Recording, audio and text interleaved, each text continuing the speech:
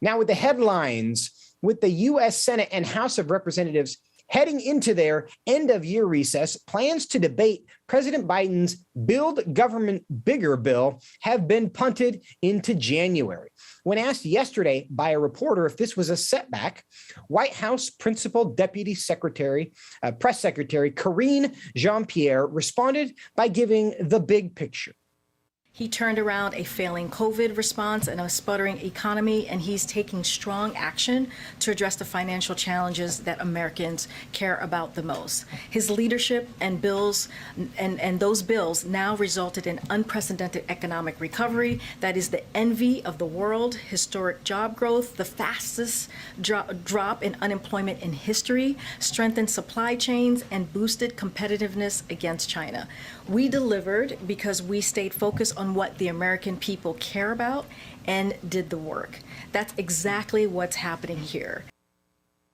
Is that what is happening here? With me now to talk about it is Representative Bob Good, who's a member of the Budget Committee and Education and Labor Committee. He represents the 5th Congressional District of Virginia. Congressman Good, good to see you today. Great to be with you, Joseph. Thank you for having me. So you heard that statement from the White House. Is that your assessment of what's happening right now? There's not one policy the Democrats can point to that would validate the election from a year ago. There's not one thing that's going well, one issue that's working. All they can do is hold on to COVID forever, January 6th forever, because there's not one semblance of success that they can point to with this administration. And that includes the Build Back Bankrupt bill that would add $5 trillion of new additional spending, grow the deficit by some $3 trillion on top of the $29 trillion of national debt that we already have. You refer to it as Build Back Bankrupt. Biden refers to it as Build Back Better. But what everyone agrees on right now is that it's not going to be passed anytime soon. What was your reaction to the news that they are going to punt this into January? At least that's what they're saying. Well, I'm thankful that, there's at least one senator who says $8 trillion of new spending in the name of the COVID virus is sufficient in the past 2 years versus $10 trillion, which is what would be with this bill being cut down even from the $5 trillion to the $3 trillion the Democrats want to pass. So I'm glad to see it delayed. I hope that it will ultimately be defeated. I hope the Democrats will read the tea leaves from what happened here in Virginia and all across the country back in early November and stop the policies that are harming the country in every issue. Well, until just a couple of days ago, President Biden was expressing his confidence that it was going to get passed this year. Senator Lindsey Graham has now said he thinks the bill is dead for good. Where do you land on that? I certainly hope that's the case. When it's on the Senate side, certainly Senator Graham would have a better inside look on what's happening behind the scenes on the Senate. But it is a terrible bill that will, it's growing the social welfare state. It's massive Green New Deal.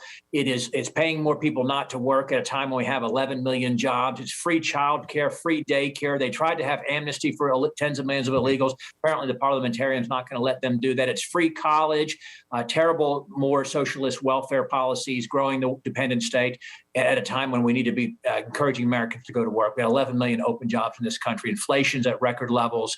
They've got a border crisis that this bill doesn't address in any way, and it's going to be terrible for the country. So hopefully it will be ultimately defeated or never passed in the Senate. Now, you point out there the breadth of this bill. It does so many things, and many of them are controversial in their own right. But the Democrats have been in control of Washington, D.C. for the last year. What do you think is the primary reason they haven't been able to get President Biden's top legislative priority through Congress, despite the Democrats being in control? Bottom line is you have one senator who likes to be perceived as a moderate. He's not really a moderate. He votes some 98% of the time with Bernie Sanders, Elizabeth Warren, and Chuck Schumer. But he does show some restraint, at least in his rhetoric. And thankfully, he happens to be from West Virginia, where President Trump won by some 40 points or so. So he needs to be perceived as a moderate. So thankfully, he is expressing the right things, concerns about this bill that's been scored at $5 trillion, not the $2 trillion they would have us believe. Well, there's another development on Build Back Better. The timing of this is interesting because the Senate Parliamentarian ruled and rejected the push to include immigration reform into this bill. Is that relevant? Is the timing of this coincidence, or do you think that has anything to do with why Biden has decided to punt on this? Well, it is relevant because the reconciliation is only supposed to be able to be used for fiscal budgetary items, and to give amnesty citizenship to 10 million to 20 million illegal aliens is certainly not a budgetary item. So thankfully, the parliamentarian pulled that out, which angers the left, angers the most radical. So this is Bernie and AOC's budget. And of course, what they want is future Democrat voters to the tune of 10 to 20 trillion or 10 to 20 million additional voters, which will further incentivize the facilitation of the illegal border crossings that are happening by the tens of thousands every day in this country. As a procedural or perhaps a strategic matter, how common is it to have a bill like this, a spending bill, and then try to pack in a bunch of policy reforms as well? Why did they do it that way? Well, this is their one last crack at the apple before they lose control. They do have the votes to ram it through if they cave on the Senate side, if Manchin and Sinema do go along with it. It's got 150 new programs. What they try to do is they get cute by diminishing or decreasing the number of years that programs are funded to say, hey, it's only $2 or $3 trillion instead of the $5 to $6 trillion that it really is. And the fear is that they may double down on policies and say, hey, we're going to lose control a year from now, irrespective of whether or not we pass this bill. Let's do as much irreparable harm as we can, get as many programs in place as we can. And perhaps the Republicans won't have the courage to roll back or undo those policies once we take control. Do you think there's any chance, as things like immigration reform get pulled out of this bill, that it will dampen enthusiasm for the bill from those on the more progressive side of the Democratic caucus? Absolutely, it will dampen enthusiasm. However, some spending is always better than no spending to them. Some programs is always better than no programs. Some social welfare expansion is better than none. Some Green New Deal is better than none. There's many things in here they want. Again, free daycare, free preschool, free community college. So I suspect and predict they will ultimately get a deal. They ultimately will cave and they will pass it.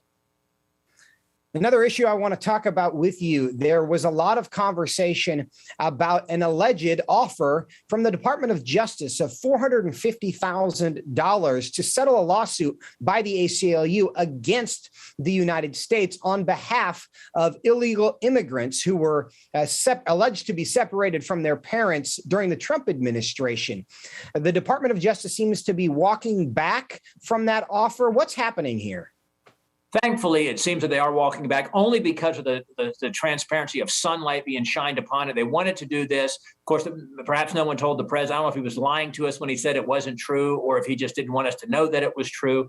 But think about it. It's a phony issue to begin with. If you or I broke the law tomorrow, we were arrested for it, we would be separated from our family, separated from our children. And after we were separated, we would not be rewarded with a $450,000 payout. Imagine paying each illegal immigrant family member $450,000, which could mean millions per illegal immigrant family, and rewarding lawlessness, rewarding breaking the law. What kind of incentive would that send to those who are violating our laws now? On its face, it is ridiculous, but I think there's a part of this I want to explore with you for a moment, because the ACLU, of course, as an organization, is a strong ally of President Biden's, of the Democrat political machine generally. They brought this lawsuit against the U.S. government. Was there any sense that they believed they were basically negotiating against themselves, that they were essentially suing themselves and they could dictate the terms of the settlement because of the relationship between the Biden administration and the ACLU? This is a tactic from the Obama administration. Matter of fact, we have a bill that would prevent this if we could get it passed by this majority in Congress.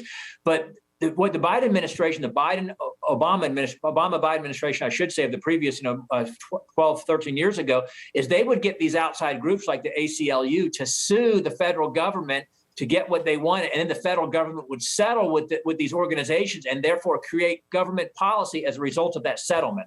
It is getting past the legislative process. It's unconstitutional, and it's getting these extensions of the left to force the government to do what they want to do by suing and then getting a friendly government to settle to do what they want. Is this similar to the dynamic we saw with the National School Board Association, where the Biden administration essentially asked them to send a letter to the Biden administration asking them to take action so they could do what they wanted to do? Same mindset. It wasn't a direct financial settlement that was being proposed, of course. But yes, absolutely. They're getting the administration, the administration goes to an outside group, in this case, National Teachers Union, and says, hey, let's allege these parents are terrorists. Let's allege that these parents are a threat and need to be investigated by the FBI and the DOJ. And please send that letter to the Merrick Garland so he'll do the work that we want him to do anyway.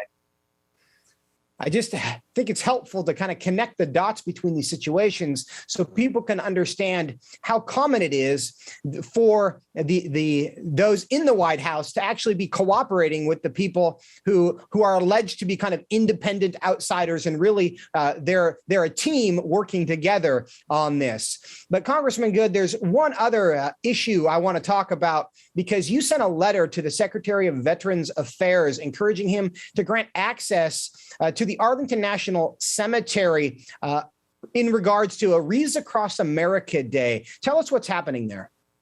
Yeah, we learned that there was an anti-Christian group who's in the name of freedom from religion in the military that wanted to have the administration prevent the annual placing of Christmas wreaths on military grave sites, military headstones all across the country. Thousands and thousands of volunteers have been doing that for decades, honoring these veterans who made the ultimate sacrifice to keep us free, with a Christmas wreath placed on their gravesite by volunteers throughout the country at military cemeteries and just military grave sites around the country. And we heard about this anti-Christian group that was asking the administration not to allow this anymore. So to your point, we sent a letter, myself and Doug Lamborn and 45 other Republicans joined us, asking the secretary to continue to allow this to happen. Of course, the traditional day will be tomorrow, December 18, and hopefully that will go forward as expected. Do you believe that it will go forward, that these wreaths will be able to be laid at these tombstones? I think that it will be for tomorrow. We haven't gotten a response back from the secretary yet. We just learned of it this past week, and we sent it earlier this week, the letter. So we haven't gotten a response yet, but I haven't received an indication that they're not going to prevent it tomorrow. But we thought it was important to lay the groundwork now and to let people know what this administration might be considering doing so that we're able to continue this practice or allow volunteers to continue it in the future. Congressman Bob Good, thank you so much for your vigilance, and Merry Christmas. Thank you, Joseph. Great to be with you, and Merry Christmas.